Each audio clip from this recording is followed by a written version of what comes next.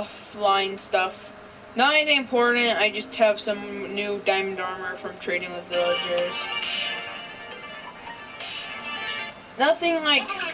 It's nothing like yeah, I pulled netherite. It's just like some simple stuff that like brought me to some new places. Go on then. I may or may not have been. I expected for you to be more mature. I've never been drunk before. You were tricked? Yeah. What type of horrible friends do you? Who? What? That's awful. I will tell the story. Do you want to hear it? Yeah, but I feel bad. That sucks, dude.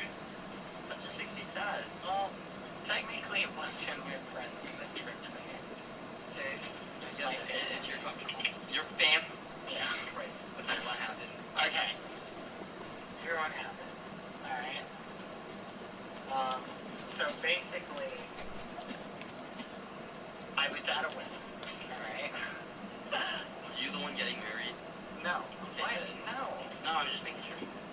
Epi, why would you think I don't know, dude. Sometimes you have these things where you just don't tell anyone. What? Just go finish your story. Think I'm just married and keeping it a secret? Well, maybe you got a divorce. I don't know. Tell your story. What?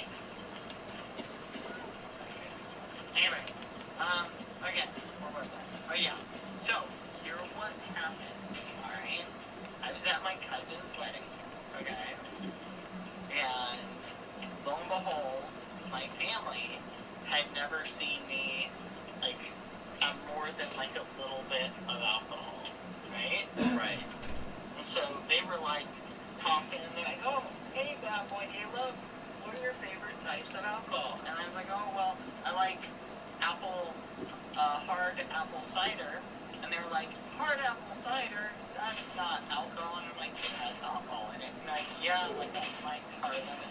Anyway, I'm getting on a little sidetracked. But anyway, one of my family members went up to, like, they had like a mini bar thing that had set up, and asked the bartender to get a little drink. And apparently they were like mass producing these drinks at the bar, and it was this little fruity drink that had something in it, right? Like some sort of like strong liqueur. Anyway, point is, I had no clue what it was, right? I thought it only had a teeny tiny bit of alcohol in it, right? That's what I thought. Lo and behold, it didn't. Okay, it had a lot in it. But I didn't know that, and it tasted really good. It tastes like fruit juice. It tasted like berries. And I was like, oh, this tastes so good. And so I went and got another, and then the person who got me one went and got me another, and they just kept bringing them to the table. And I was like, oh, it's okay. These taste really good. There's hardly any alcohol in it. And pretty soon, within like a couple minutes, I got a monstering. And that's pretty much how that happened. And I stumbled my way home. I knew I said that there was probably not gonna be a stream today, but I decided I wanted to play, and there's no reason to play and not stream it, because think about it, that would just basically be a waste of free time later on. Splitting headache. And that was my experience. Never again, though. Never again? Well, okay, so after that, I pretty much devoted. Let me put it this way: I do not drink anymore. That was my last excursion. Wait, you've never been drunk on a stream? Okay. So, that's another story. Listen, let me tell it. Basically, we're just grinding for a chest plate now, from the villagers. Okay. There have been times, okay, where, I may or may not have had a hard cider before, on stream, but I only ever had one, okay? Okay. Anyway. I bet you I can tell you all the times when you have. It's so obvious. It's not obvious. It's so obvious. I can back of my head, when I'd be streaming, I'd be like, okay, there's no way this dude. There's no way. Listen, you don't understand, okay? What? What do I not I understand? can't handle my liquor. Then, yeah, then only have a little bit. Don't. I only have a little bit. I have no threshold. Drunk boy Halo confirmed. No. I'm sorry. I'm sorry. Anyway,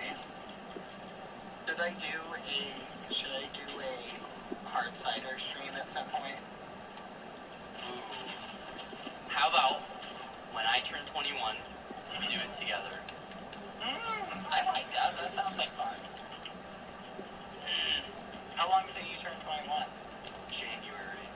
Okay. Oh, we should meet up and go to the club.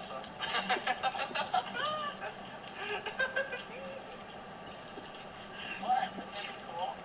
I don't know why the idea of that is really funny, but I'm down. I've never been to the club. You've never been to a club? Nope. Never. Nope. Never ever. Never. Alright, we'll go together. Excellent. That'll be fun. You know they play music in clubs? Yeah, but a lot of the music that they play, like, you can't scream language. You know what I mean? Well, you can, just nobody will hear you. You're just there, you're in the corner, and you're like, language! Stop playing in my ears! No, oh my god. You know what I mean? Do you get what I'm saying, though? Yeah. I feel ya. Yeah, you're so dumb. Maybe if you just left me alone, you wouldn't be dead right now. Anyway, look, there's nothing wrong with anyone having a little drink now and then, but people should be responsible. I agree. And you should never, ever, ever drink and then operate any type of machinery or anything dangerous. I agree. Because that could potentially hurt someone, and that's not good. Yes, you are putting yourself and other people at risk, which is a big no-no. Also, I do want to make a point, Scubby, that just because you see me acting a little goofy does not mean that I am tipsy, okay? Right. Sometimes I'm just really tired. Okay? I get that. When I'm really tired, I get kind of loopy too. Yeah. So I get that. Okay.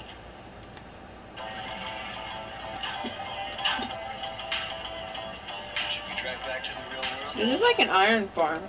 Like, you're not gonna get like a stack of iron in one day, but That would be 5 iron like every time I visit the village. It's not that bad.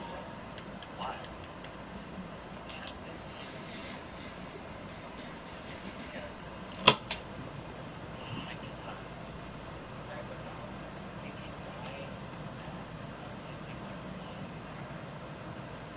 Do you want to go revisit our island? Yeah. Oh, should we leave them here? I know how to get there really easily. So here, follow me. Oh, it's gonna be beautiful. Guys, we're gonna revisit our old home. Come on, bouncy, bouncy, bouncy, bounce with me. Bounce with me, Skippy. Bounce. We're gonna come over here. I made a bunch of shovels so I can get a bunch of gravel. So then I can get a bunch of flint. And then with that flint, I'm going to trade with those guys, upgrade them, and give them even more flint. And more flint, and then eventually I'll just have infinite flint. That's wow. Wow. What?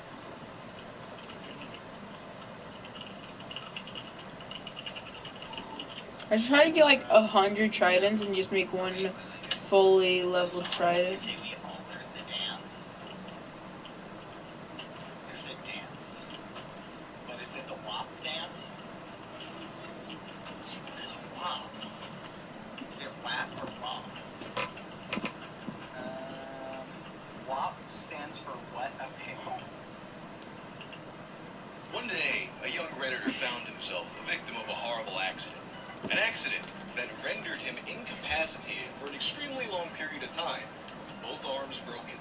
This has a lot of obvious consequences. Can't feed yourself, God. can't play video games, can't wipe your own ass. But another thing that might not be immediately obvious, can't jerk off. This guy's a Redditor. He goes from popping off 2 loads a day to 0. And it affects his mood, so he lashes out at his family. Eventually, his parents figure out what's going on, and they come up with a solution. His mother jerks him off. Ladies and gentlemen, this is the Reddit Broken Arms story. His mother jerks him off. This video is sponsored by, you guessed it, Raid Shadow Legends. And I'll have you know that it is officially Raid Shadow Legends' 2nd anniversary.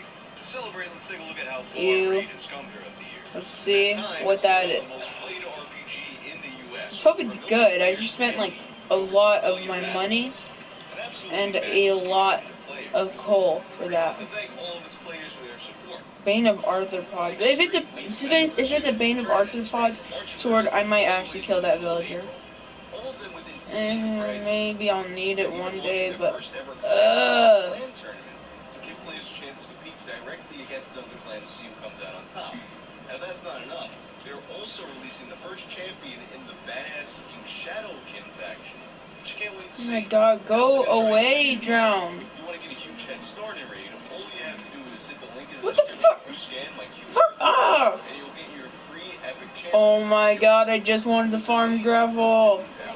100k silver, 50 gems, and 3 ancient shards so you can summon awesome I have an champions idea. as soon as you get in game.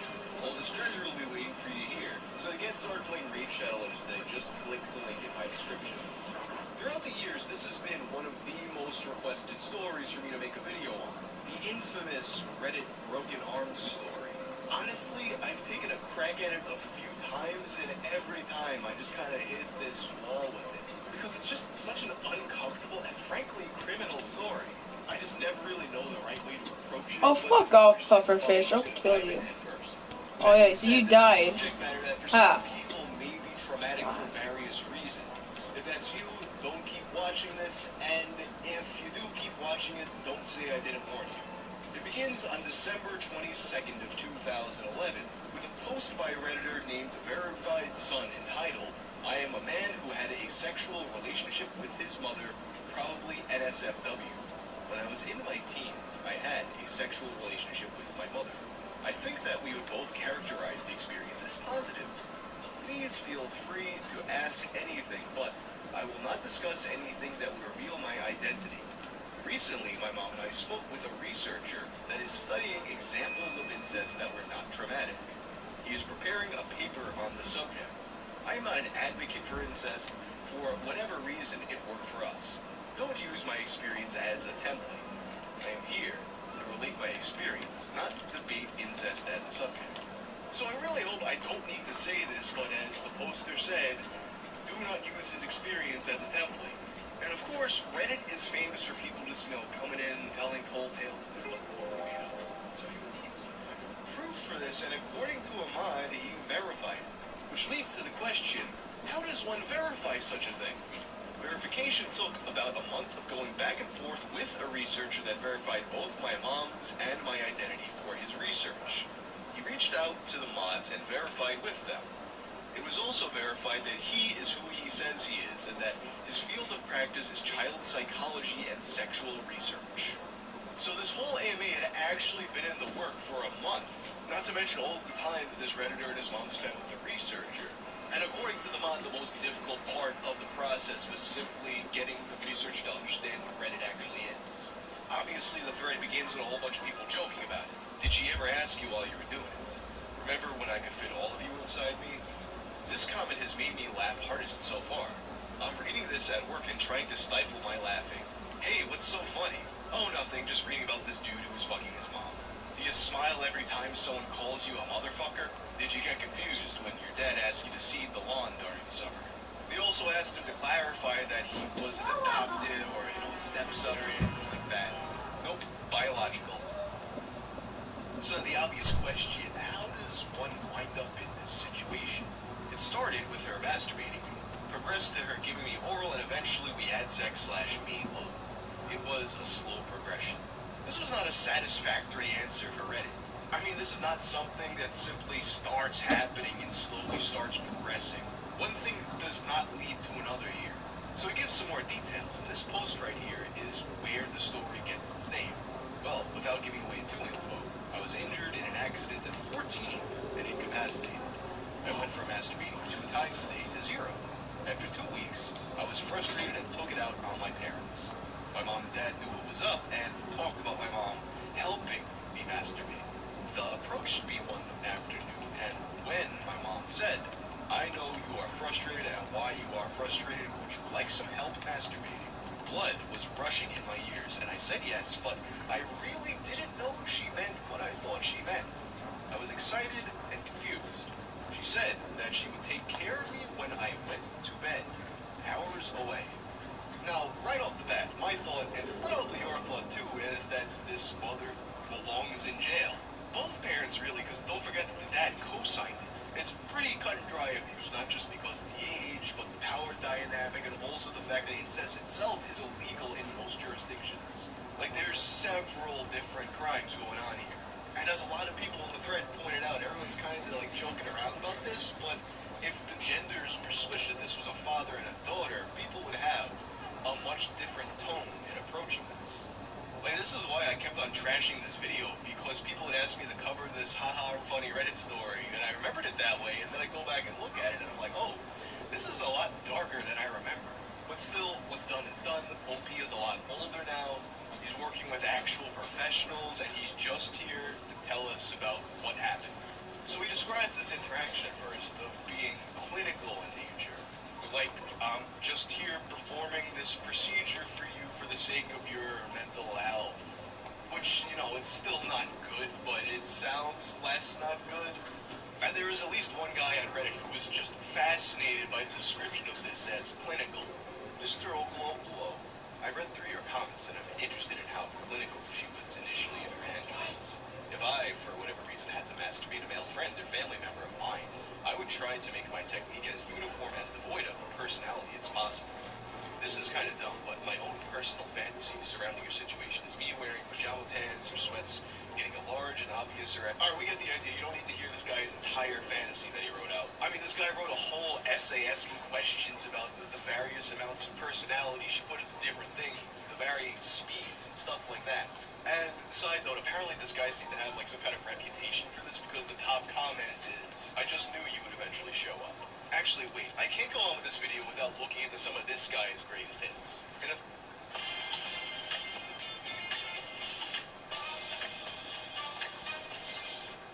Jimmy John's delivery, huh? It's probably all soggy. No, it's really fresh. Sure it ain't soggy? Jimmy John's. In a thread about Bugs Bunny chewing a carrot, I've been trying to find a clip of a cute naked lady making the same nonchalant pose while chewing carrots while going, "What's up, Doc?" Had a fantasy of getting randomly abducted by some guys in a van, and I'm terrified when my eyes are darting around the room, and I see a CIA-looking guy pull out a needle and inject me, and I black out and wake up in a ditch near my house with 2 DVDs in my hand. Could be hot if one of those cute female hipsters YouTube comedy duos used that footage to make an Animorphs parody with cheesy effects to turn them into koalas. This guy's account's deleted, but I might have to revisit him for another video in the future. What's less amusing, though, is how Verified Son described the escalation of things. Well, the first time we had intercourse, I was lying in bed getting oral from her. In the middle of it, she stopped, climbed up on my body, pulled her panties aside, and sat on me. She was wearing a long t-shirt. She told me not to come, and she rode me for about a minute and came. She then finished me with her mouth. My head was spinning. Sometimes it was discussed at the table, but not with my dad around. I would never tell anyone I know. With the revelation that oral was involved, Reddit lined up to ask the burning question: did she swallow? And the answer was, and as one Redditor, Al Gore Vidal Sassoon, that's a hell of a name, pointed out, the thing that keeps people from doing incest normally is that we naturally just find the whole thing repulsive on a mental and physical level. And another user added that there's an evolutionary characteristic of our sense that makes people who are closely related to us just naturally unappealing in a sexual way. Verified Son responded by saying that he always found her attractive, even before this. Then someone asked if he was ever attracted to his sister, and he said said, yes, but not openly. And to that I have to wonder, say hypothetically, this woman, when they puts these pieces together and figures out that this is her brother, does she open up the thread, see that question, and think, what the fuck do you mean, not openly? And with the sister in the picture, people are curious about whether she ever came close to finding out. He said that there were no close calls, and the sister had left for college shortly after this began, making it easier for them to do all this. And a lot of people suggested that perhaps his father and his sister also had some kind of arrangement like this going on, but this is something that he flatly denied. In his words, they weren't wired that way. But the dad is a whole different kind of weirdo for being aware of this and signing off on it. In fact, in an edit to his original post, he mentions that his mother said that his dad had gotten kind of jealous about this. Which, I mean, he could have said, no, don't do it. There's also questions about girlfriends. Had you already lost your virginity, or was your mother your first? I lost my hand job / blow job virginity through my mom, but intercourse was with the GF. Bullshit! You liar! You cheated on your GF with your mom. Is there something else? Please, Sarah, you know the only two women in my life are you and my mom. So where are we at with this situation now? Do you still continue this sexual relationship today? No, it ended after I left for college. Just start, slow down, and then eventually stop. It wasn't that event that ended it. I have talked to my mother and father about it over the years. The subject is not off limits. I don't think that either of us wishes it to start up again. Long-distance relationships can be tough. Now, in his original post, he also mentioned that he would update the thread with the research paper when it finally got published. To my knowledge, though, he never followed up by posting the research paper. Maybe there was something identifiable in it, although I don't know why they would have published that in a paper, or maybe it just never came to fruition. It's kind of tough to say because at some point in the past year or so, he deleted his account. So Need it's a just pickaxe. Why won't any of these guys give me a pickaxe? And why is this guy still mad at me? I'm for literally protecting the villagers. When the zombie attack came, you did not do shit. I'm not sure if I streamed that, but a zombie came, killed a lot of villagers. Monsters, where? That's it. Let's go all the way over here. Here? How about over all the way over here? Okay. No, it's people posting their fantasy. A lot of people would spread the rumor that he had started the subreddit, but the truth is he...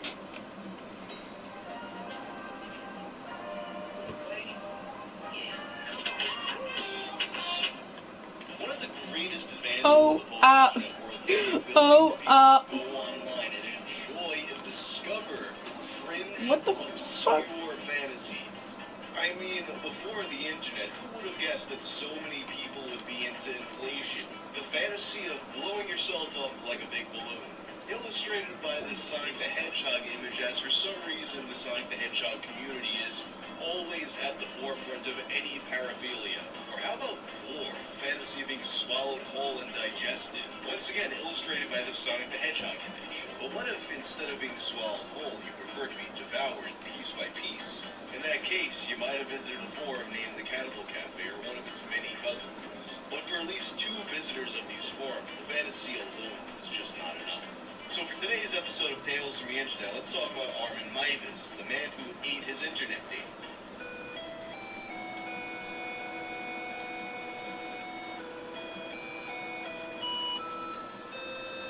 This video is sponsored by Shudder. Shudder is my favorite streaming service, brought to you by AMC, and it focuses on horror movies, suspense, and thrillers. When you scroll through their collections, it's really obvious. It's probably inconsistencies. But to tell this story, first we've got to begin with the online cannibal community. Oh yeah, I started a little farm. Let's begin by talking It's not that big and it's not that small, but once it's fully grown, I'm going to expand it so far. Erotic horror for adults. It served as a hub for a few independently managed subscription-based sites. Each of these sites contained fantasy content that featured only consenting models. It also had a sister site, necrobabes.org, and this site featured a number of free sites. And one of these sites was the Cannibal Cafe, owned by a user named Pero Loco. The Cannibal Cafe contained content such as a guest book, guides on how to train human cattle, and tutorials on how to properly impale and cook a person. It would also eventually get its own forums. Welcome to the Cannibal Cafe message board. This board is, like the rest of the website, has been provided by necrobabes.com via their necrobabes.org server. They provided all server space and bandwidth, so please take the time to visit them and check out what they have to offer this community.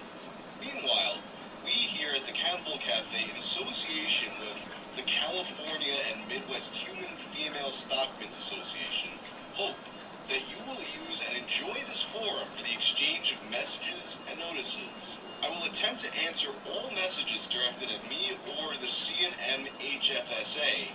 I will make every attempt to respond to your concerns promptly. Please feel free to offer suggestions concerning what you would like to see added to the website. And feel free to write to me personally and or to send messages and stories or any content that you would like to see on the site. As far as this forum is concerned, please don't post any underage stuff, and please refrain from personal invective, spam, and other obnoxious activities. Thanks, and welcome. Pero. And right out the gate, the Cannibal Cafe already had a somewhat active community, having its roots back in old Usenet forums as well as an IRC chat. And here's how a typical Cannibal Cafe post would look. I am available. Posted by Kath. Hi. I am 5'9" tall, long red hair down to the middle of my back, blue eyes, and very plump, large C cup. I have nice hams, or rump roasts as you would like. How would you cook me?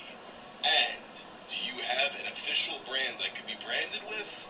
Willing to be a pig or a cow? Dear Kath, sounds yummy. I think that it would be for the best, particularly if you want all the potential buyers and meat graders to be aware of you, would be for you to download one of the 2 downloadable versions of the livestock application found on the website. Yeah, there was a livestock application that you could fill out and submit, although I don't know why there's a volunteer or involuntary thing to check off. I mean, if I'm filling out the form, clearly it's voluntary, right? I mean, unless someone's forcing me to fill out the form, but at that point it seems like you're just kind of adding a weird amount of bureaucracy into your fetish. But I guess that's how just some people need to interface with the world. Although the site's community was mostly insular, there was one user who would eventually bring it to the international spotlight.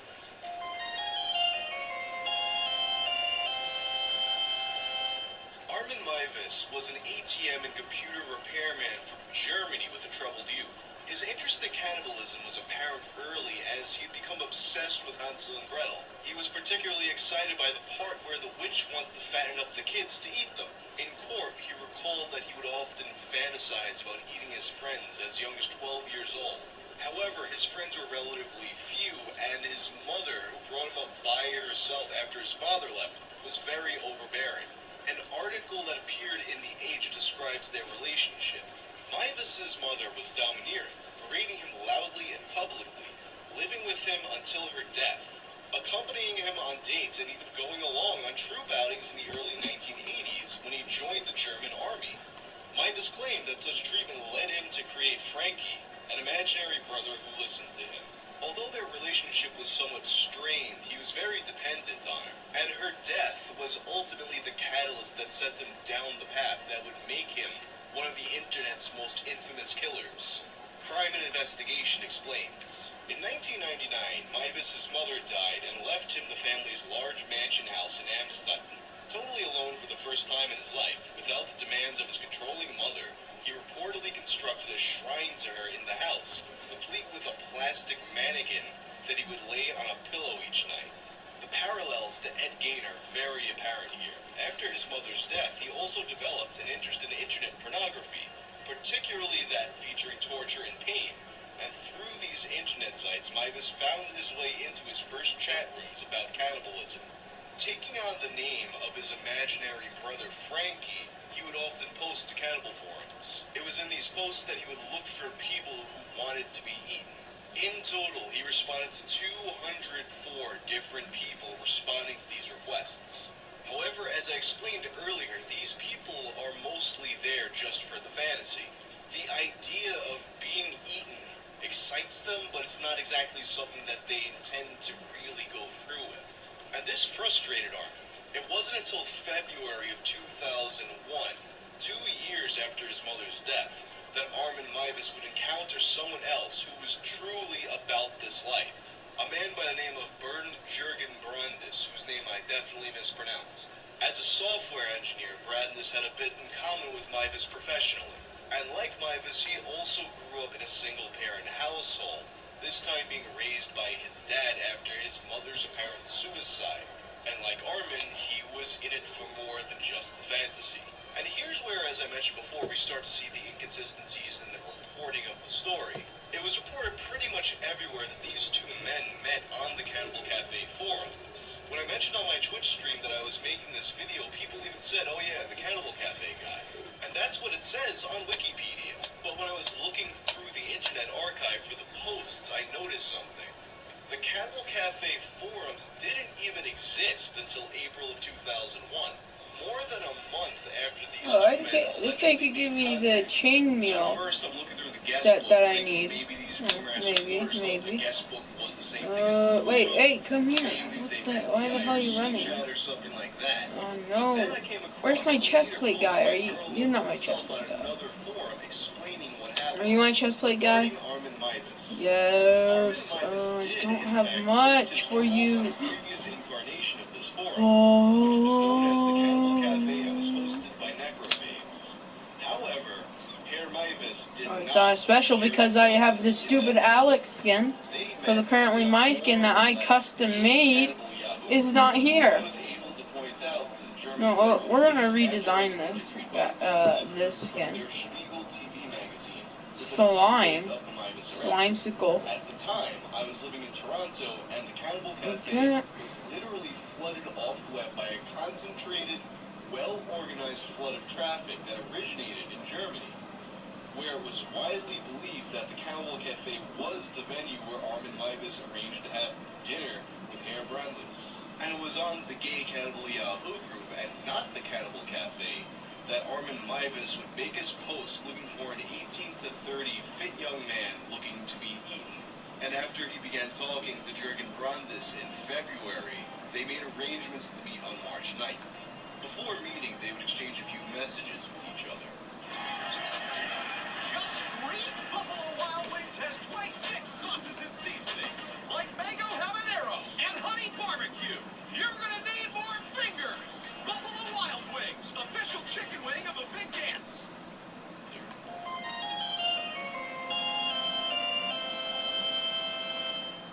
The beginning of the chat log would start with Cater99, to which you type hello, and Trophagus would reply, hi, Cater, what do you do professionally that you're up so late at night? Cater99 would reply, I can't sleep well anymore because of our meeting, to which Trophagus would say, that's a sensible reason.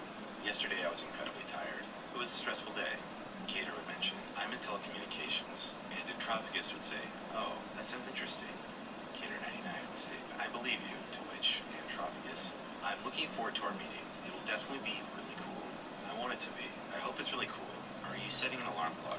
And Trophagus would write, it's only a few days until March 9th, and Cater would respond, still, I would have rather met you yesterday and felt your teeth. And Trophagus would write, one can't have everything. There's still some time before you really feel my teeth. Cater would write, I hardly know what to expect. Have you slaughtered a man before?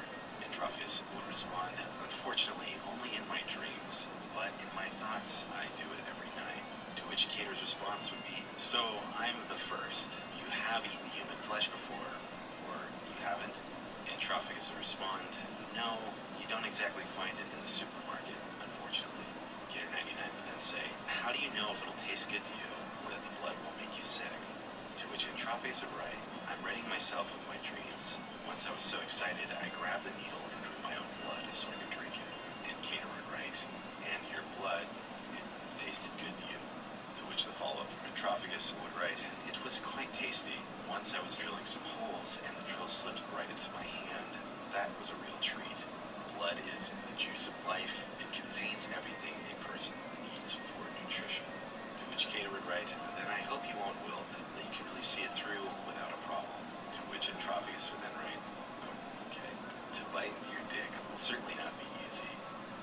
flesh is somewhat more resistant than fried.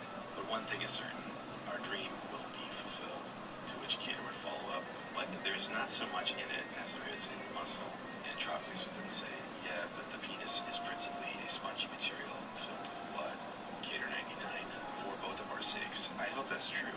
I hope you have also already thought about what's to be done with the rest. Fulfilling the dream shouldn't become a nightmare for you. No one will know where I have disappeared to. And Trophicus would write, after you're dead, I'll take you out and expertly carve you up, except for a pair of knees and some fleshy trash. There won't be much of you left. Cater 99, there will be a good bit, like the knees. I hope you have a good hiding place for them. And Trophicus would then say, I'll dry out the knees and grind them up soon after. And then Cater would say, okay, they're good as fertilizer. I heard that once. I see you've thought about it. Good. Sounds like I'm the first. And Trophicus would say, and you won't be the last. Hopefully. I've already considered catching a young person from the street, but I'd rather kill only those who want to be killed. Back to Cater, that also doesn't sound bad. But yeah, seeing as it's not so totally legal, this in my eyes is better than yanking someone directly off the street. And the last message, Trophicus would then say, exactly, I'd do it, if it were legal.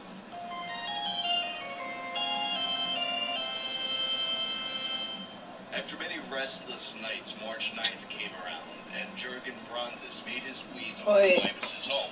The entire Getting a encounter was trophy. What recorded kind on of trophy? video. Wait, what's After this? having sex, the two men went about their previously agreed upon plan of What? eating Brandes's penis. As an ex-boyfriend of Okay, Brandes's first to explained get, in I'm court, gonna this get was one of this. his greatest fantasies. After telling the court that mostly Brandes wasn't happy he was addicted to sex, he went on to explain that Brandes frequently asked him to either cut off or bite off or eat his penis. Once, How to get the smelter? No wait. How to get the furnace mask on Minecraft PS4?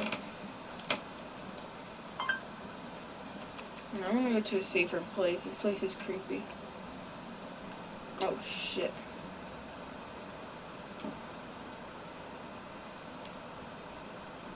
You have to get all the achievements? That would take me hours.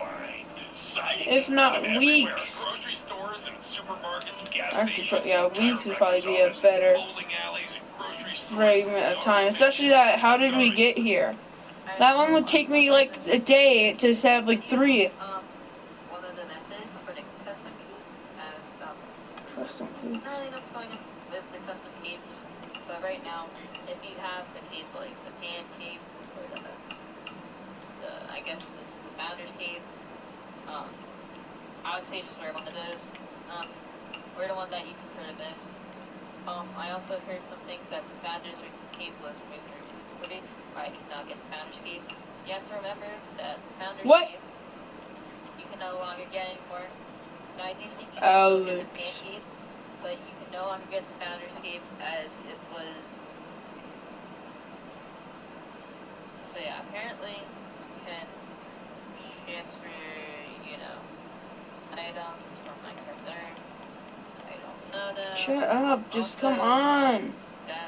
This slime, this is the trampoline achievement. I'm assuming how you get this is that you need to, I guess, jump on slime. That's my suit. Yeah, and I have done that before. How to get this wait. How to get the trampoline achievement on Minecraft PS4.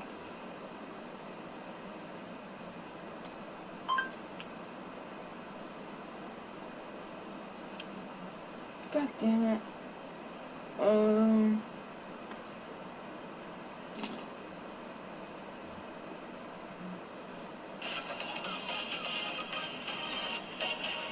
Hello my friends, my name is Forge and welcome to a brand new 1.16 video. There's a brand new features of the game, which is basically going to allow you to get rewards for some of the achievements that you can get inside the game. So if I click on profile and I click on achievements, then as you can see, we can get ourselves some different rewards for our character creation. There's even some brand new emotes. Okay, wait. Where did he go? So if I click on profile and I click on achievements. Okay, profile and achievements, and then we don't need these guys anymore. I'm thinking this Profile. whole war thing is off. So, Achievement? I'm trying to do more Achievements? with less. Achievements! Less, more. Wait. How to get the secret unlockable stuff on PS4 Minecraft. Achievements. Where's the achievements? Style. No.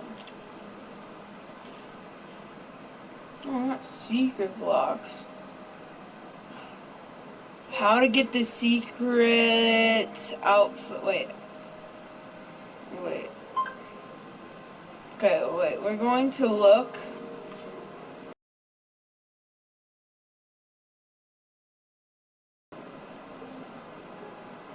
No. There's nothing.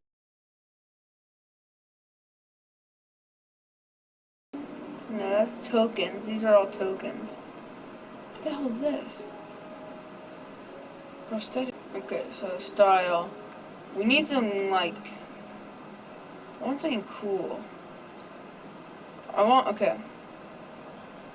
How to get the furnace mask Minecraft. Alright, so one of my most recent videos, I don't know if, I guess, Mojang doesn't want this. As you can see, mine are just gone. But, yeah, they're just gone. Are they updating it? So, I don't really know what's going on with the custom caves. But right now, if you have a cave like the Pan Cave, or I guess, this Founder's Cave, I would say just wear one of those. Wear the one that you prefer the most.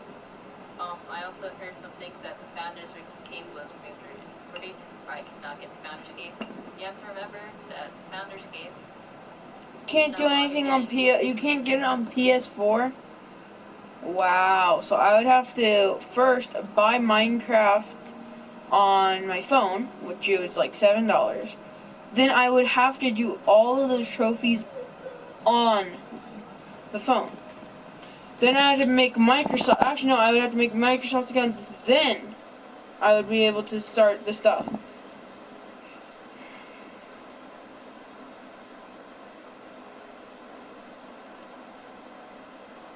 This game sucks. Cut off my feet. What the fuck? Like seeing my mom. Yeah, so I guess we're not gonna be able to get that. Or at least until... Serious people who were named for negative reasons in suicide at least until letters. Mojang fix What is that, your or story? even How did their release death it. impact your Release life? it. My ex-girlfriend in April of last year attempted suicide. I had just gotten out of my depression episode and I met her, but she was always so negative and manipulative and always made me seem like I wasn't doing enough to help her. So I tried to break up with her, but she threatened suicide and made her best friend message me over and over again, guilt-tripping me because of how much she loved me and how I needed to be with her, otherwise it would destroy her. I gave in, kept living miserably for a while. I finally gave up and said I can't do it anymore, and she took a shard of broken glass, slit her wrists, and lay down on my front lawn in a tank top. Ambulance and parents were called.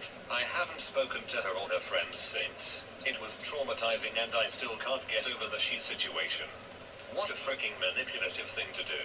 I'm so sorry this happened to you. I was a kid, about 10, 11. My mum's had moved in with her boyfriend and everything. Yeah, we have a stack of fucking flint. And that's still gonna barely be enough, so let's go for another stack. And it got taken to the police. I had to go be interviewed. I requested the video of my interview a couple of years ago to see what I said, as family members have since pretended it never happened and I was worried I was going crazy. Seeing a little version of me sat in that massive chair speak so quietly and so scared, explaining those things was one of the hardest things to watch. We were going to take it to court. My mum hadn't left him. He committed suicide while this was all happening, and it's never been outright said, but the snippets of his note I've been told, it was because of me. It was never penetrating abuse, and for the longest time I worried I'd blown it out of proportion.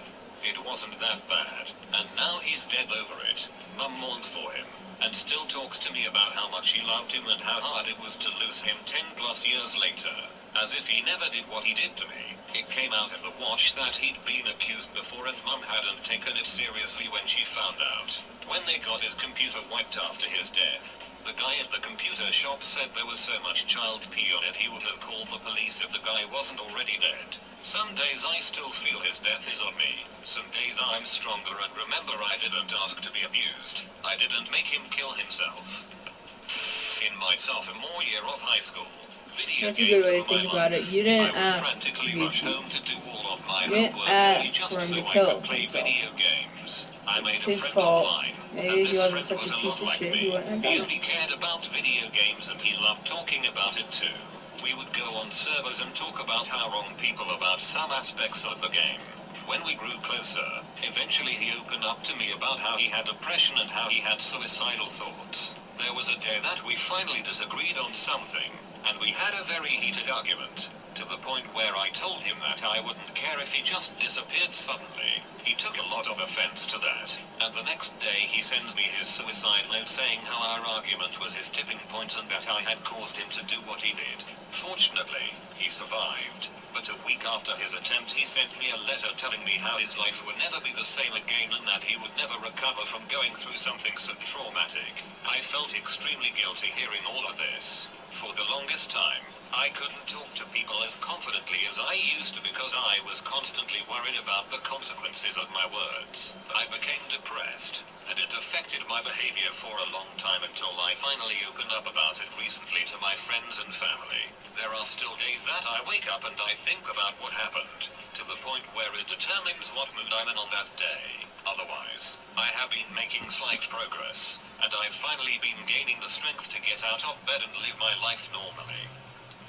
My father committed suicide 7 years ago when I was 23. We were never particularly close growing up but always had this unspoken father-son bond where we just did things together without saying any words. In the months leading up to his death he would write to me and try calling but I always felt uncomfortable talking about feelings etc so I ignored it for a later day. My sister on the other hand talked to him regularly, even on the morning he died. His suicide letter arrived a few days later with my birthday card. His letter was a paragraph long and had a gift voucher to a bottle shop. Dan Murphy's in Australia. My older sister, however, received a 2-page letter with his iPad and books on grieving. Very big difference. I can never tell if my short goodbye letter was the unspoken bond, or if he was genuinely off I didn't give him the time of day to hear him out.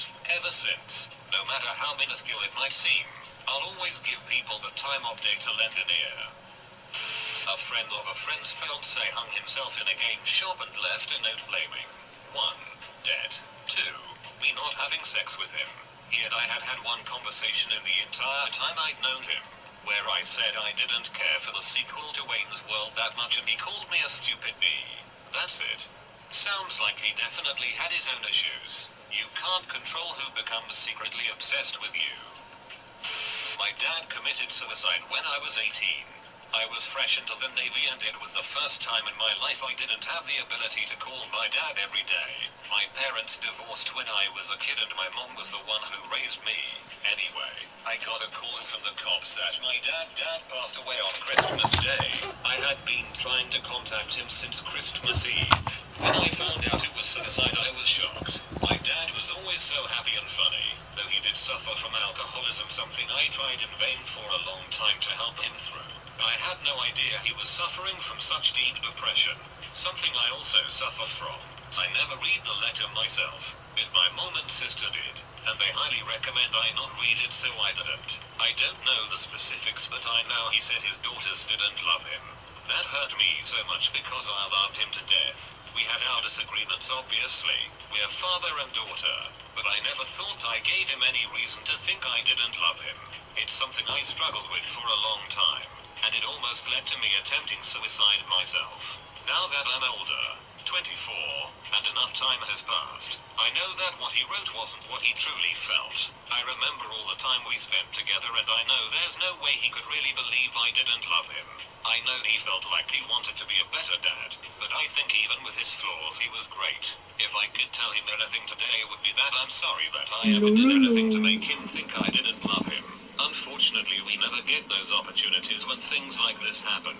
I'm sorry for your loss. You probably know this, but you may not have done anything to make him feel that way. God Sometimes, damn it, fuck you off. just feel so isolated that you could be surrounded by the best. Die. Most Yes, I'm loving gonna people watch in you the world slowly die.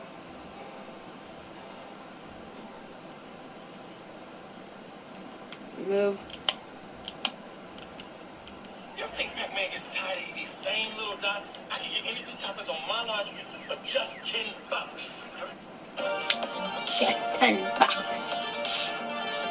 Ugh. Welcome to the Kill Count, where we tally up the victims in all our favorite horror media. I'm James A. Janice, and in honor of its 5-year anniversary, today I'm looking at the music video for Common Shiner's Social Mediasicus, released in 2014. This music video is an incredibly well-made love song to horror films, directed and edited by Zoran Gavoyage. If that name sounds familiar, it's because Zoran is one of my editors for Dead Meat. After meeting him at the Killer Clowns That's a from Outer pretty good Space concert sword. experience, I struck up a Papi friendship with papu. Zoran, as well Skidap, as an admiration skidip. for his astounding editing talents, as seen on his The YouTube fuck channel, Low off. Carb Comedy. He Stop does stuff hitting on there me, that I you couldn't even begin to big, figure out, like big his hilarious pussy. big head parody videos. Ladies and gentlemen, witness as I harness the power of the sun in the palm of my holy diesel.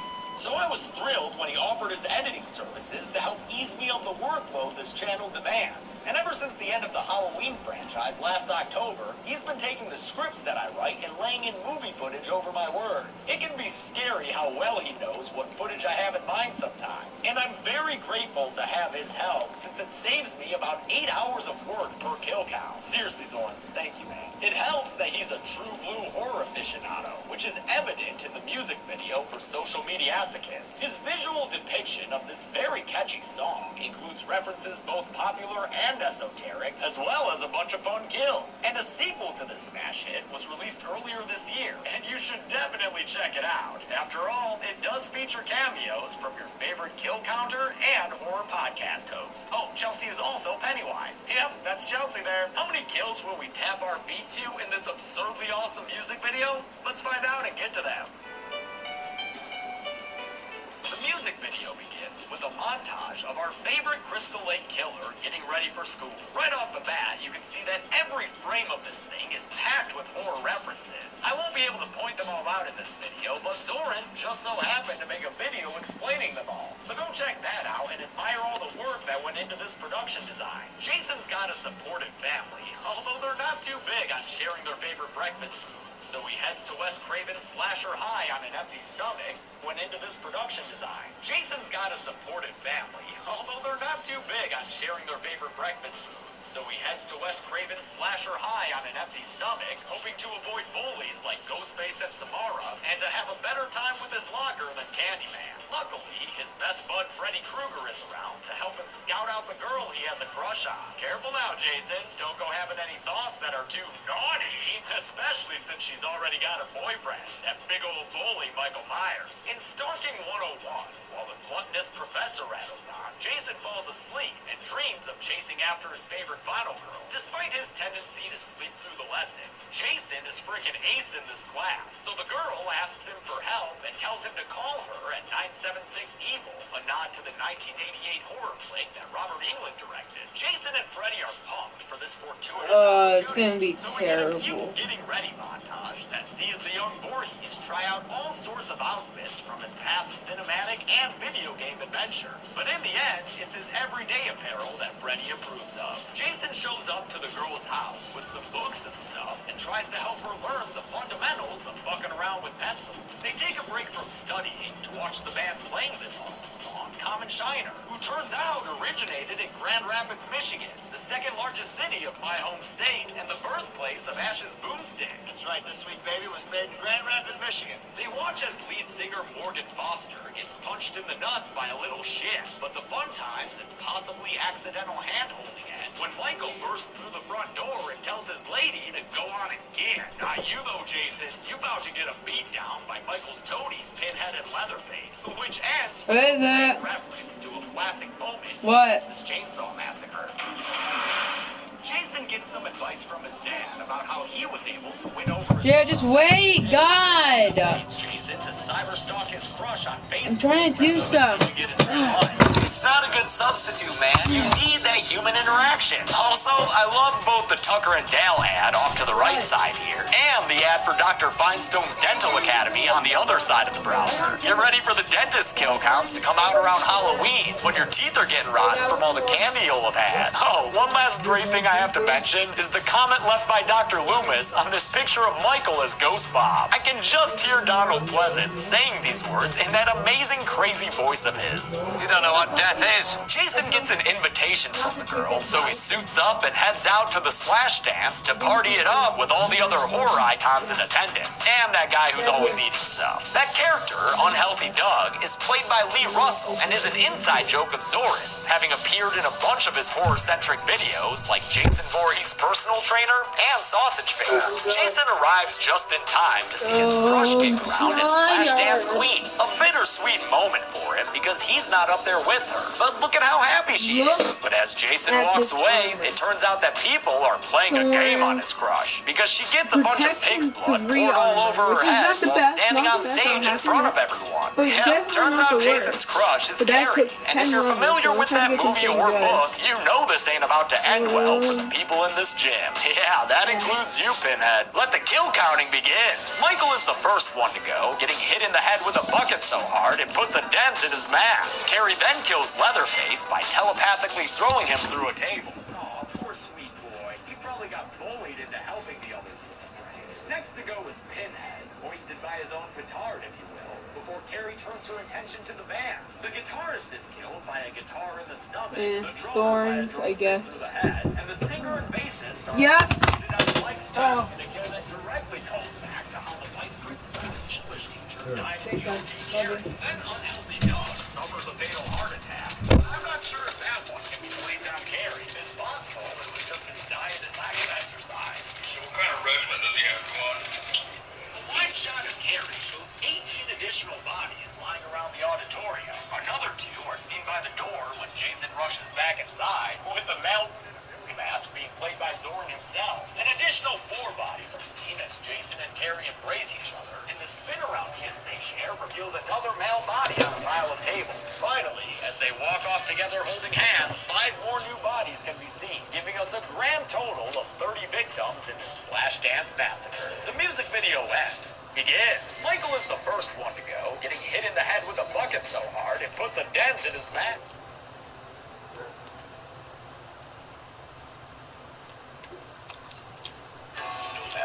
Is now an Academy Award nominee for Best Picture of the What Year. in the One of the things I love most about this life.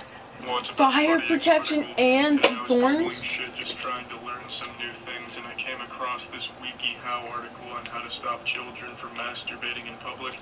I don't have a kid or anything, but I still thought this was valuable information, so I figured we could all learn here today together. Who knows, this might even be the origin story to the next big superhero, the fucking new X-Men member. The Masturbinator, the only man capable of stopping children from jerking it in Toys R Us. And, you know, the newest member of the Avengers, I'm sure. So let's go ahead and just read this article here and figure out how we can stop this from happening. Step 1. Allow your child some privacy and independence.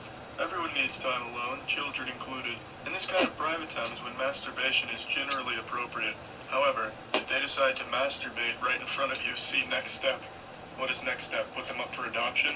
That's some fucking nefarious shit right there if your kid just starts masturbating in front of you, just at the dinner table. Hold on a second, Mom, has some great mashed potatoes. Just stands up and starts beating his meat. Yeah, what's up, Dad? How was work today? Some weird shit. How often does that happen? Can't imagine that it happens so often that they have a second step ready. I can't wait to see what it is. Step 2. Prepare to have a discussion with your child. Don't confront them harshly or in a way that might make them close up or be ashamed of their actions. If they're very young, it's likely they don't realize what they're doing or what sexual implications it has. So being understanding and gentle is key to how they'll view their sexuality in the future. Well, this doesn't cover the fucking emergency protocol needed for when my kid starts rubbing his magic lamp in front of me. This is just some general parenting tips. Don't blow things out of proportion. Alright, well, I was overhyped from step 1. Step 3, pick your timing carefully. For younger children, it'll feel most relevant to them if you bring it up when they're actually starting to masturbate. If you wait until later, They might not remember or realize what they were doing. However, with older children, picking a quiet and appropriate time is key, so bring it up when you both have time to talk about it. I really like this picture they have here to represent this step. The father's contemplating bringing up this subject now, but his son looks absolutely miserable. Stuart's dog ran away today and he's just feeling really down in the dumps, but I think now's the ideal time for the birds, bees, and beating of meat talk. Step 4. Explain to them that there's nothing wrong with exploring their private areas. I like that title right there. It's actually my favorite episode of the Magic School Bus. Miss Frizzle teaches the kids that there's nothing wrong with exploring their genitals. The actions that they're actually taking aren't a problem, just the location. Let them know that it's not appropriate to expose or touch their private parts in public or around other people, so a private setting is a good idea. That mother looks like she's very angry at her son, but her son's giving her a very strange look, like he's jerking off under the table during this. Step 5, give them options. Rather than focusing on what they shouldn't do, turn the discussion to what they can do. Explain to them that if they choose to masturbate, they can do so in a private area, such as in a bedroom or bathroom. This is a great picture for this one. Father's patting his son on the back. Son, you're finally becoming a man. You're beating your meat just like your old man used to. And he's like showing him a secret area of the house. This is my masturbatory. It's yours now, son. Just fucking handing him the keys like it's his 16th birthday and he just got a car. Step 6. Be understanding and as age appropriate as possible with the discussion. With older children, this talk might lead to more questions about sex and sexuality. So be open to hearing questions and providing honest answers about the acts and your family values surrounding them. With younger children, don't get more intense than they're ready for. Be honest, but keep it simple. For example, you might just say, touching there is okay, but it's not okay to do that in class or when other people are in the room at home. Do you want to go to your room to take a break and do that? Damn. Has masturbation evolved? Are people doing this in class and in the fucking family room while watching a movie now? This picture's pretty interesting. The mother looks like this kid's head coach of the intramural basketball team and she's on to what he's doing. Look, son, I see you fiddling around down there, jerking your gherkin. How about we go ahead and take a jerk-off break, everyone? All right, go to the locker rooms, do your business, and we'll come back and finish the game. Here we go, the last step of this guide. Step 7. Realize that masturbation is generally normal, but be wary of other signs that something is off. Or should I say, getting off? Common stuff. It's a good joke. It's a really good one, actually. If you notice your child masturbates constantly, or to the point where they injure themselves, tries to cause other children to masturbate, or if you suspect someone has taught him or her to masturbate, call a podiatrist. Yes, please call the podiatrist. His foot may be in trouble. Call a pediatrician or therapist, as sexual abuse may have occurred somewhere. Growing up, none of the other kids tried to persuade me to masturbate. There wasn't like one kid being the lightning rod for the masturbation club recruitment. Yeah, overall, that's just solid advice. Well, now we all know the 7 crucial steps to stopping your child from masturbating in public. What else can I find on WikiHow real quick? How to master frustration. I know many of you just read that and thought to yourselves, who could possibly have trouble being frustrated? Well, fuck you. Not everyone's a big shot like you. Some people just can't get frustrated that easily. But luckily this guide will teach you how to be the most frustrated. And then I'll tell them, you know what? Go on WikiHow. It has a perfect guide on how to master it. It'll turn you into the fucking Incredible Hulk. How to look pretty when you're in the girl. It's truly what I've always wanted, so I'm really glad I found this. No more will I have to dress up as a sexy teen girl on Halloween. Thanks to this guide, I can finally actually be a sexy teen girl. So for anyone out there with dreams like mine, it's not too late. We can all still be sexy teen girls. It's right here on WikiHow.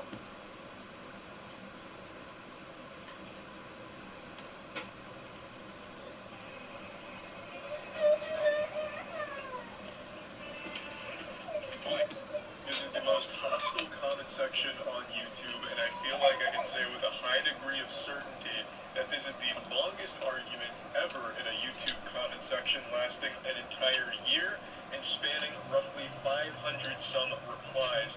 Now, this kind of anger, you would expect the video to be some kind of politically charged video, or maybe somebody said anime should be illegal, or that lollies are a crime. Something that really puts a hate boner where someone's flaccid cock once was.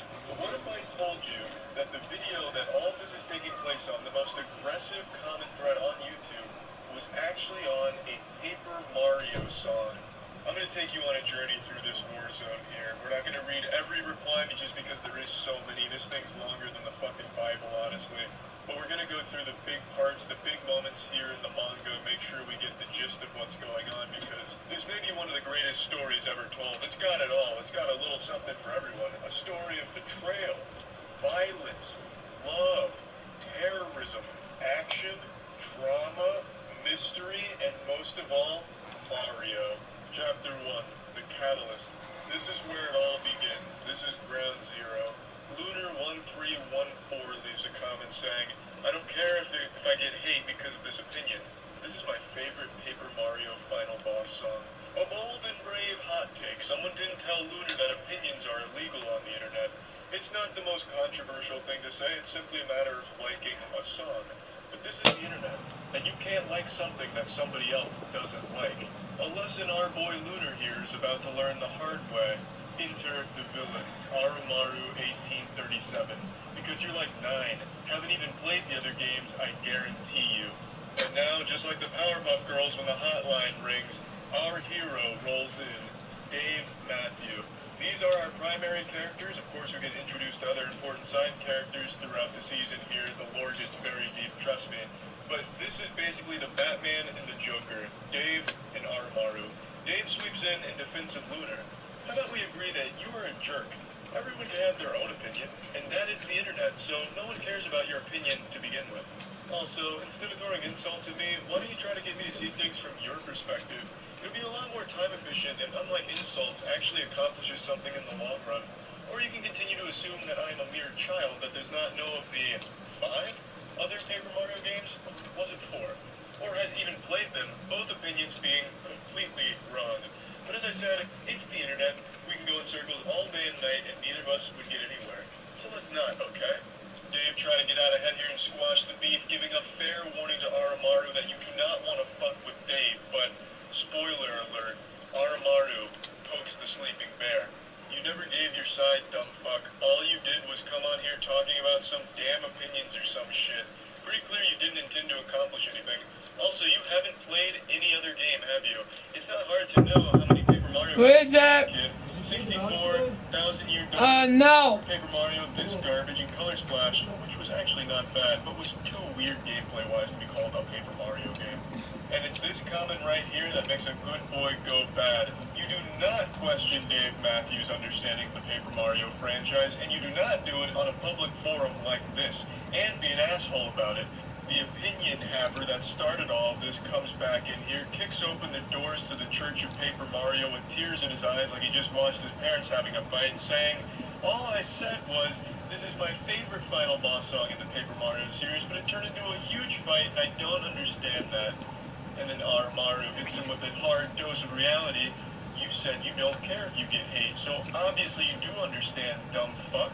Unfortunately, Lunar just doesn't understand that his initial comment was like the assassination of Franz Ferdinand, and now he's started a massive war. And in war, Lunar, there's casualties. I know you can say whatever you want, but please, can you please calm down and make a nice comment to people? Like I said, please not say about 1,000 cuss words with this reply, please. It's not hurting you to read a quick fuck.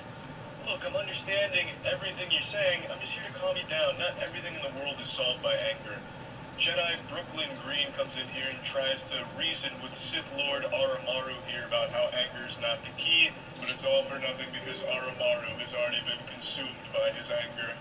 Like I said, I am cutting out a couple things here because there is so much of it. It'd be like a 10-hour video if I read the entire chain. Basically, in a nutshell, Dave was saying this is pointless, it's an internet argument, let's just drop this.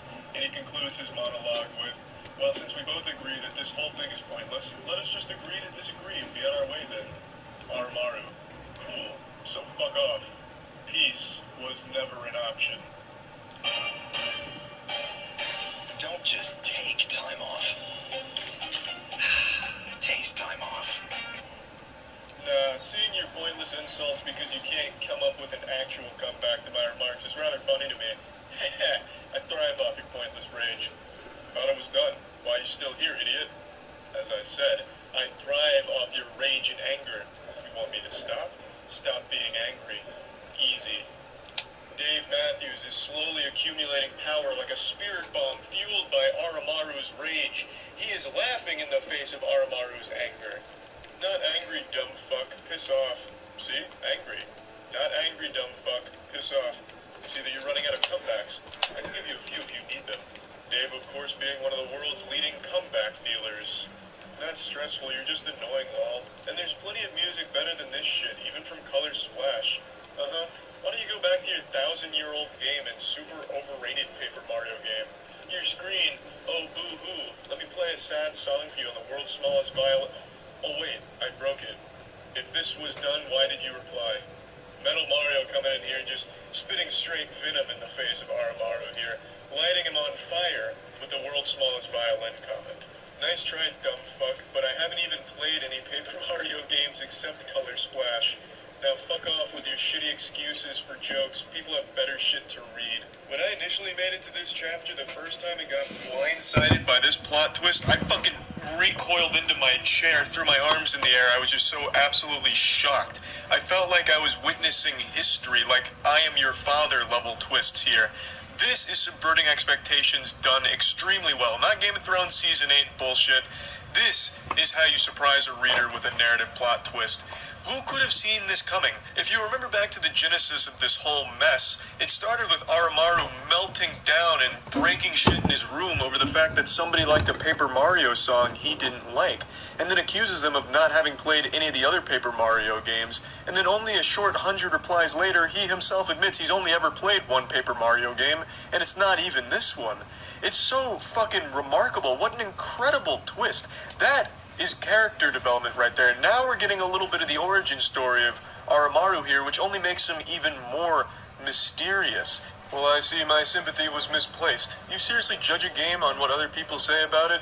You sure have missed many a good game. Also, shame on you. Don't give out criticism if you don't actually have the knowledge to back it up. It's just stupid to say something's wrong and then give no evidence at all to support your theory. And that's researching 101. This guy Reddits. Also, it appears that you really do only know how to spit out insults. I'm gonna have fun with this. Hello again, my old friend. I see you're here to argue once again. Too bad this will end with you weeping, because your argument is less than the dust I'm sweeping. But you will not give up yet, because you don't realize that it's the internet. The internet. So you might as well be voiceless, as all arguments here are practically worthless. Dave Matthews goes full Robert Frost here with this personalized slam poem to Oromaru. I get that it's supposed to be a Sound of Silence parody, and it's executed wonderfully. A special song poem about the argument you still persist on despite the flaws in your argument. P.S. You still haven't told me what your favorite song in the series is. Did I ask? No, bitch, I didn't. Fuck off. Shut the fuck up. I didn't even read what you said because I just know it's dumb as shit, lol. Come on, man. He took the time to write an entire parody song for you. The least you could do is read the lyrics. For about 4 days, there was peace in the comments section where people were going over things they liked and didn't like about the game, and then Oromaru comes in full fury here, pitchfork in hand, ready to slap shit around. He reignites the argument by saying, obviously do if yo pussy ass won't just leave the conversation. Dave says, ha ha ha, now I remember why I stick around. I'd love to see what kind of pathetic retort and comeback you are going to make at me that I can easily tear apart. Really, it is rather satisfying to see what you come up with. Once again, there was a truce called in the comment section for about a week, and then Oromaru came back, and Dave immediately noticed. He's like the NORAD defense system, able to hone in on Oromaru's presence and then attack. Oh, hello there. Ready for round 2, my little whiny failure? Round and round the argument goes, when will it stop, no one knows. That meme has been dead, fucking idiot. I'm ready for you to piss off, you worthless fuck. I did not drag your pride through the mud and make you look like a brainless, arrogant maggot. You did. You destroyed your own argument. You ignored the statements that made you look like a fool. You chose to spit out nothing but insults. Your fault. Your stupidity. Deal with it. Or stick around and continue to look like a moron. It's entertaining. And besides, we win either way. And you lose either way. Dave hits him with some kind of superhero monologue right before he throws the bad guy in jail. And Oromaru says, don't care to read your arguments, lol. As a matter of fact, I only read the first reply, lol. Quit wasting my time and fuck off. Then you are nothing but a bottom barrel fool who will have no success in life. As I said, you don't bother to defend yourself at all. That makes you an idiot. Also, why should I? You have no power here and you never will. The fact that you think you do just displays your idiocy for everyone. Besides, I already gave you the requirements for my departure. Or are you incapable of reading as well, my little maggot? Everything Dave has been saying thus far sounds like the Rick and Morty copy pasta from Reddit. I mean, I think Dave is in the right here because Aramaru is a huge fucking asshole, but man, he's really going about all of it in a terrible way. A month goes by. Is he finally gone? Yeah, he is gone. Is he gone if your dumbass would just quit replying? I didn't even read shit you said. I told you that I would only leave if you either apologized for being rude, or if you went 10 comments without swearing. You're not good at remembering things, are you, my little maggot? We're all born with 2.5 billion heartbeats. That makes you a billionaire. Hello, little maggot. Just letting you know that I am still in this comment chain, just in case you thought you were rid of me or that you actually won this argument. Okay, bye now. This was after a month of him not replying, so Dave just really wants to continue this, and nothing makes me more uncomfortable than reading Dave keep calling someone my little maggot. Like, this must be how it feels for some girls when they hear the word moist. Every time I read him saying my little maggot, I just get like tingly and uncomfortable and break out into like a little profuse sweat. It's just yucky. I feel like I'm reading some old woman's fanfic where she's describing some weird sexual intercourse she had at a biker bar or something, and it's just making me uncomfortable. I don't know why he keeps calling this guy my little maggot. I don't give a fuck where you are, dumb bitch. Just like no one cares about you, my little maggot. This will be the last time you see Dave with this kind of confidence, because he's about to meet the actual muscle here. Mr. Hater. If Aramaru was a supervillain, then Mr. Hater is a fucking turbo villain. He's a galactic villain, a universal threat, a divine being of villainy. I don't even know what to call him, a fucking raid boss of villainy. Because he comes in here and just starts slapping shit around. He's a big asshole as well, of course, but he brings Dave to his knees here. This is like when you're reading a comic book and the hero's in trouble. So Mr. Hater comes in here with a full chub, full erection, red alert. He calls out Dave in front of the entire classroom. I see you have a superiority complex and are very self-centered. How very hypocritical. You're no better than him. Guess I gotta clean house and deal with little keyboard warriors like you myself. That is honestly like some Marvel's Thanos shit right there. Dave is still riding the high after he seemingly defeated Aramaru, so he replies to Mr. Hater with a large amount of confidence and a bit of arrogance, saying, "Heh, you poor naive fool. When did I ever claim that I was better than little maggot? That I'm better than you? Oh, to live in your little fantasy. Can you not see what I am doing? Or are you just as blind as he is? Of course, I can tell you're cut from the same cloth as my little maggot, so I'll humor your attempts at insulting me and everyone else present. Let's see how long you last." Dave's still under the impression that he's the king of this Thunderdome, but what he hasn't realized yet is Mr. Hater's not locked in here with Dave. Dave is locked in here with Mr. Hater. Oh, I know your intentions very well, and I intend to stop it. I mean, what the hell is wrong with you? Just look at your comment, you poor naive fool, to live in your little fantasy. These are things that a narcissistic, self-centered man-child would say. How am I, or anyone with half a brain cell, supposed to take you seriously? There's a reason the other guy left. You won't last long, Dave. You won't last long because underneath all that bravado, you're just a sad little boy with delusions of grandeur, who, by the way, can't talk for shit. So here's a piece of friendly advice. Turn away now and stop wasting Aramaru's time, because if you don't, by the time this is over, you'll be my little maggot. No response. Guess I must have hit one of your soft spots, Winky. So you actually have some bite, do you? Good. Let's see what you've got. I will compliment you on your use of insults, as well as how you get straight to the point. Dave is immediately showing that Mr. Hater has hurt him. You can't do that, Dave. You can never show weakness to a man like Mr. Hater. He can smell blood in the water. He can smell cum in a bathtub. He will pounce, and you can't let him find any amount of scrapes on your armor. Dave, he showed a weakness, and Mr. Hater exploited it, unfortunately. Heh, of course you didn't realize. I wasn't talking about Lunar. I was talking about you and me. We don't care what others think of our opinion. We just say whether we agree or disagree with someone's opinion. In that way, we are alike, you and I. Don't you agree? love this exchange here. This is like the season finale here when the two characters are monologuing at each other before they start beating each other with like a stick or something. Ah, I see you're trying to get on my good side. As you know what they say, if you can't beat them, join them. How about this, Dave? Write a full paragraph apologizing to Aramaru, and I might consider agreeing with you. And, by the way, it has to be real nice, so no calling him my little maggot. Otherwise, I might just start calling you that myself. That would require me to have a single shred of respect towards little maggot. And in case you did not read the whole conversation, I did apologize to him. He threw it back in my face and used it to insult me without responding to it whatsoever. You, on the other hand, are actually participating in a discussion, while my little maggot only responds with the same insults like he's a broken fax machine. You, I respect, little wasp. I forgot to click read more for the screenshot, but it said, I do not respect little maggot.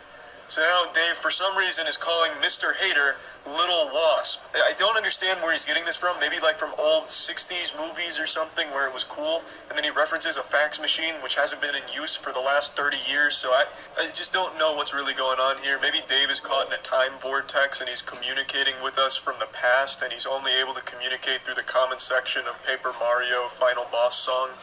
But yeah, just really fucking love this part here. This feels like the climax of the entire argument. Dave going with the whole, we're not so different, you and I. We're one of the same. It's like some shit you'd see in Naruto Sasuke right before their final fight. It's fucking wonderful. You make a fair point. I shall apologize to him, but do not expect a paragraph. You make sound arguments, Mr. Wasp. I'm not one to call someone by childish names, but you are very hypocritical after all, so I expect nothing less, anyway. Do go ahead. Where's the apology? I don't see it. Mr. Hater's trying to rush this. It hasn't even been a full day at this point. Mr. Hater, he wants that apology ASAP. So now you can see Mr. Hater has assumed control of this entire argument. The entire tone has shifted here, and now Dave is at the mercy of Mr. Hater, and he wants his homework. Do not rush me. It's been 2 days now, so no excuses. You aren't going to apologize, are you? I figured as much. If you wish to continue arguing, then be my guest, kid. Dave is starting to panic a little bit. He doesn't want to write this apology because he does not respect Aramaru, but he is afraid of Mr. Hater, so he's caught in between a rock and a hard place here. So and bad he's tomorrow treading water we're in gonna the do a comment live section. unboxing One, I have on my a life at the Instagram, moment. youtube.live.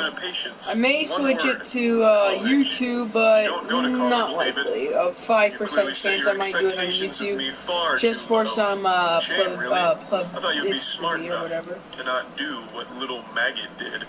Stop lying to yourself, David. How about you tell me what's actually going on? College, as I said before. Do you not listen, or are you refusing to believe that I have a life outside of this? Now, if you excuse me, I have a music class to attend. I really don't understand why Dave even feels compelled to keep answering at this point. He doesn't want to write the apology. He shouldn't write an apology, honestly. He just doesn't have to reply to Mr. Hater. He can just wash his hands of this whole thing and still come out as the victor.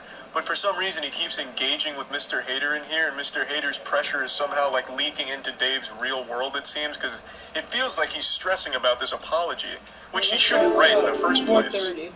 Mr. Hater goes in on Dave, starts poking holes into his claims about college because 4 months ago it was still coronavirus shutdown, so classes weren't going on, so Dave feels the need to defend himself again. And then he kind of just explains he just doesn't want to fucking apologize, which he shouldn't. I'm glad he doesn't. Dave says, one, truthfully, I don't want to apologize to Armu because I know for a fact it would not be genuine, and no matter how much I hate a person, I'm not going to insult them by giving them a mocking, half-assed apology. And two, online classes are a thing that exists, and I'm not doing just a music class. Who is the antagonistic one here? Because it definitely isn't me. You poor, pathetic whelp, barking and baying like anything you say will ever matter. No, your words don't hurt me because they are artificial, fake, designed, and spoken for the sole purpose of inflicting pain without putting actual feeling. You said that it couldn't be done, but you managed to pack a record 1.1 trillion transistors into this. Once upon a time in 12th century England, there lived a man named Roland. Roland, a court jester, was one of the most beloved subjects of King Henry II. So much so that he was given 30 acres of land and ownership of Hemmingstone Manor. What made Roland so special? Well, you see, once every year, on Christmas, Roland, more popularly known as Roland the Farter, would come fart for the king. Flash forward to the year 2008. This was the year that we all became kings, when medieval pleasures were brought to our bedrooms at the push of a button. No need to wait for Christmas. This was the year when our homes became the court to perhaps the most famous fart performance in all of human history. Ladies and gentlemen, this is the story of cakefarts.com.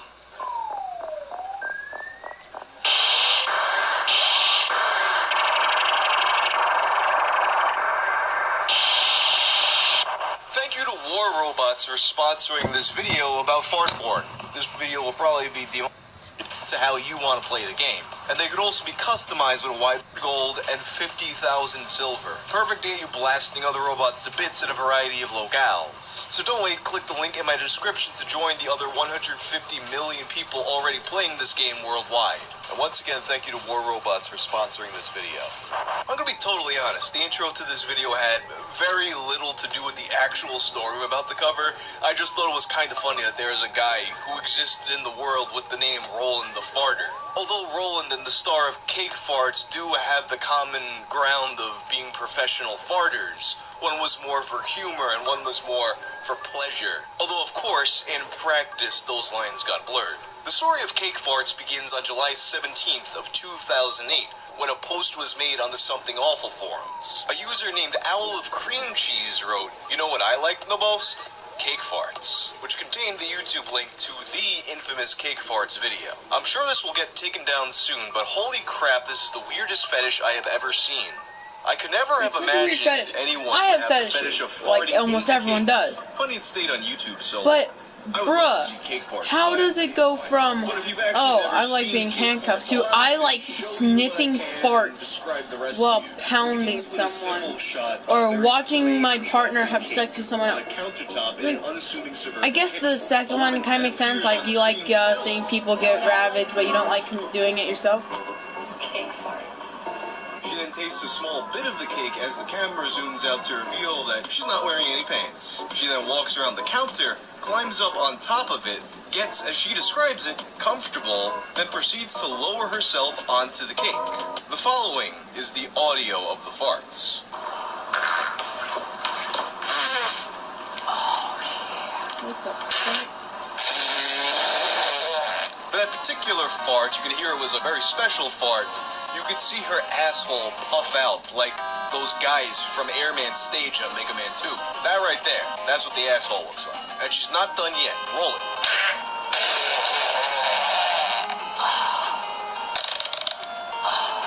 At the end of the video, it looks like she's squatting down, charging up for one last big fart, but it doesn't come. She then gets down on one knee and looks back at her asshole in a state of confusion. And that's where the video ends. Some forum users were unimpressed, while for some others it was the funniest thing they'd ever seen. But one thing was absolutely crystal clear. This video was not going to last on YouTube. Not even in 2008.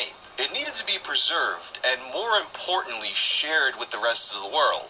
Thus, frequent Something Awful contributor Chris Petey Peterson did what he had to do and created cakefarts.com. Under the name The Enigmatic Cake Lord, he created the world's top destination for that specific video, and also its eventual sister site, Pudding Farts.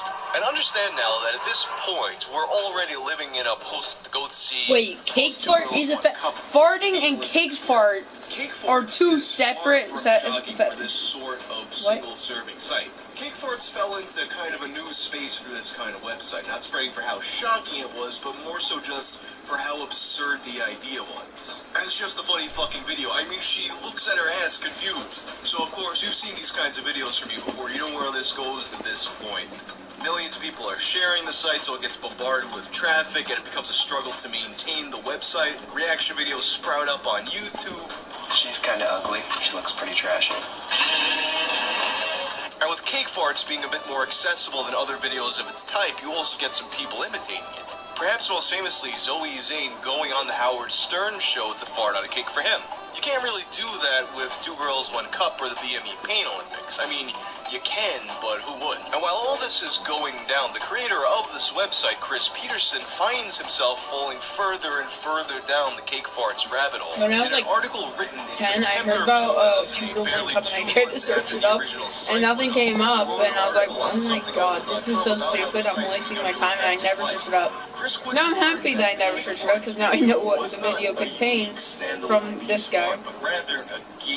From learning from this guy, not him complaining. Previously unknown. Meanwhile, my inbox flooded. There were cake farting enthusiasts inviting me to their forums. There are fart porn actresses begging me to advertise their wares. Short, downloadable movies with titles like Public Fart Diaries, The Donut Shop 1, and Public Fart Diaries, The Donut Shop 2. I wanted to ask the director what vision he had about farting at the donut shop that wasn't adequately addressed in the first volume, but didn't dare. And shortly after this, he would be contacted by a man that he would come to refer as Cake Fartin' Steve. No relation to Wild Steve, at least I don't think. You see, while Chris found himself inundated with messages from all caliber of fart enthusiasts, Cake Fartin' Steve was special. Steve was the great-granddaddy of cake fart fans. When the prehistoric fish came out of the ocean and started walking, Steve was that thing for cake farting. This message from Steve was his big reveal. If you need more content, I got it for you. A couple of years ago, I was at a forum, Queen of Farts, and I started posting scripts about women farting on cakes to see people's reaction. I was expecting to see what women would say, but to my surprise, a couple of young, sexy women, Ashley, the one in your video, and Mandy started farting on cakes. I was so turned on, it was unreal, like a dream come true. I ordered that video you posted, by the way, one of my favorites. Cake Farting Steve was the man who manifested this video into existence. He had commissioned porn actress Ashley Aska, who was around the Queen of Farts forums. Her credits included some Spice Channel appearances, Busting Bull Balls Barefoot, and Filthy Frank's Real Amateur. Not that filthy Frank, at least I don't think so, but an even filthier Frank. And at the time Ashley and Cake Fartin' Steve crossed paths, she had been actively seeking commissions. Basically, they met at the right place, right time, and Cake Farts was born. Chris had to know more. Why? What drives a man to have such a specific interest as women farting on cakes? Cake Farting Steve replied with probably the most in-depth explanation of this fetish ever written before, and that probably ever will. I want to see a future where all communities work together to uplift one another. If we get to know our neighbors, will be written. It makes me aroused thinking that a woman can not only fart in public, which is considered taboo, and not only in the sexual sense, which is considered for most people like night and day, but also farting is usually not associated with being an adult. In this context, a woman will willfully release her gas on food items, which is the ultimate taboo, as bodily fluids and food are further apart as we're being educated since potty training age to abstain from mixing it up. Now to trace it back, I think it dates back to circa 1990. I was at a motel room in Florida when I came across an aging 50-plus actress sitting stark naked on a bed in Vogue mag. She looked gorgeous. Yes, I do find some mature women really attractive. My mind started wandering, and I was imagining her assistant pulling a prank on her by sneaking behind her with a cake, unbeknownst to her. She happened to need to fart, so naturally, not knowing of the presence of her assistant playing tricks on her, she lets it go all over the cake, assuming she was alone and no one would notice. Of course, she didn't know about the cake. I really didn't know what made it so erotic. Perhaps the voyeuristic and naughty nature of it, the assistant watching her naked, the prank, her being a sexy older actress. I was 18 at the time. God knows what. I was in sexual Neverland. Ever since then, I had a fixation pertaining to women breaking wings on cakes. The best part is the fantasize about smashing it in a slave's face and making him eat the fart-infested cake afterwards. Sort of a BDSM-ish twist to it, huh? I'm not a shrink, but I bet Freud would have something to say about cake farting. And the next series of messages is where Chris starts to fly a bit too close to the sun. He starts to come at Cake Fart and Steve with hypotheticals about what will and won't work. A scenario in which a woman is shopping in a cake shop and she's trying to hold in her farts, but at some point she just can't hold it in anymore and engulfs the entire cake store in a big fart cloud. Midgets jumping on a woman's belly to force the farts out of her. The scene from Peter Pan where Smee farts. Being held down and forcibly farted on by a dominatrix. Steve enjoyed the store scenario, but he wasn't much a fan of the dominatrix one. And at this point, Cake Farting Steve started to ask more questions about Chris, which Chris was not on board with, understandably so. So Chris tries to deflect by asking more questions. Do you sniff seats? Do you scratch the seats and hold it up to your nose? Or what do your nostrils do when you do that? As Chris puts it, farting is the window to a man's soul, as de Tocqueville said. And I want to peer into yours and put on a diving suit and wander, flippering through your acrid dreams. But it was the last line of his email that probably sealed the deal of their relationship. Oh, and also, I hope you asphyxiate on your own farts one night with tears streaming from your irritated eyes, and that your last thought is the strained revelation that you are human garbage. Damn, that's actually kind of mean, especially after Cake Fart and Steve brought so much joy into the world with that video. And judging by his response, Steve had been pushed past his limit. What the hell, man? Jesus, you sound like Freud, lol. Are you a man or a woman? I'm not that desperate. I don't sniff farts at all in public. I just fantasize about women farting on food, among other things, to get off. Tell me more about yourself. I just watched Ashley's meatball farts. Pretty sexy girl, ain't she? The only way I would tolerate your abuse is if you're a dominatrix woman. If you are, then I will smell your farts. If not, you know where to go. Common, man. I was joking. I like to smell women farts. You're pathetic. That would be the last time the enigmatic Cake Lord would hear from Cake Fart and Steve. However, a few days later, he would receive an email from the FBI issuing a DMCA takedown notice. FBI, cease and desist order immediately. Take down Cake Farts or bear the consequences. I am an undercover agent from the Federal Bureau of Investigations, Computer Crimes Unit. I was assigned to investigate whether you were violating the Digital Millennium Copyright Act 1998. I was contacted by the girl in the video who claims you had no permission to use her video in your commercial website. As a result, there is an outstanding cease and desist order against you. Whereas you had admitted to me that you are indeed the operator of www.cakefarts.com, and I possess the entire transcripts of our email conversations, we actually have established your identity. Should you continue running your website in violation of DMCA Act, you will hereby be prosecuted and the host company be fined. You are warned. Now, I might be wrong about this, but I'm pretty sure this is not what the FBI does. It's probably some ambulance-chasing lawyer you gotta depend on for the DMCA takedown, no? So either Cake Fart and Steve was glowing this whole time, or he might be lying. Chris decided to call the FBI's bluff by responding that impersonating a federal agent is a crime punishable by up to 3 years in prison. And that was the last he ever heard from either Cake Farting Steve or the FBI.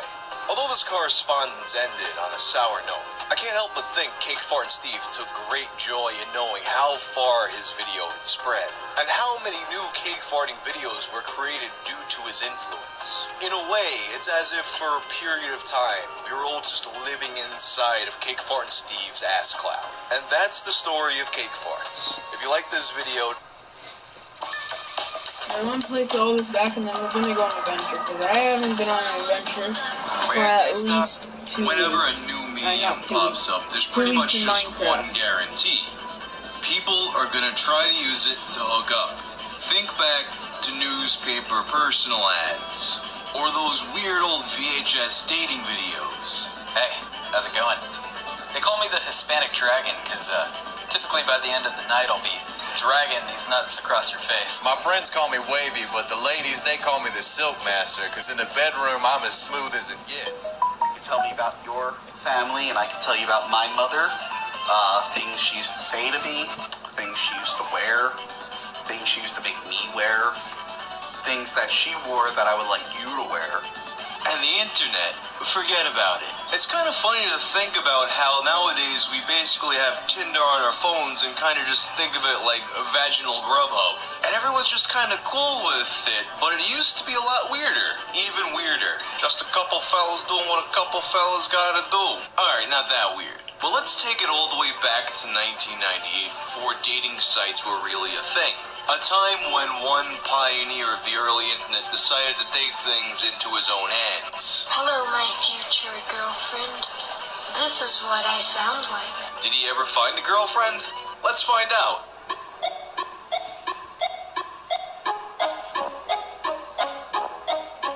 If you're trying to get ready for your hot internet date, I got some good news for you. This episode is sponsored by Dollar Shave Club. Obviously, I don't do a whole champ. Nothing on their site probably talks about maybe if you have come here, it must be because you meet me in Yahoo Chat. Let's take a second to talk about what a ballsy move that is. I mean, you're in Yahoo Chat chatting up all these girls, and when they want to know more about you, it's like you're like, hey, no words, just look at my website. It's kind of like going to a bar and just giving a girl your business card. I just lost my girlfriend. If you want to be my girlfriend, please email me or ICQ me. My email is kidblount@yahoo.com.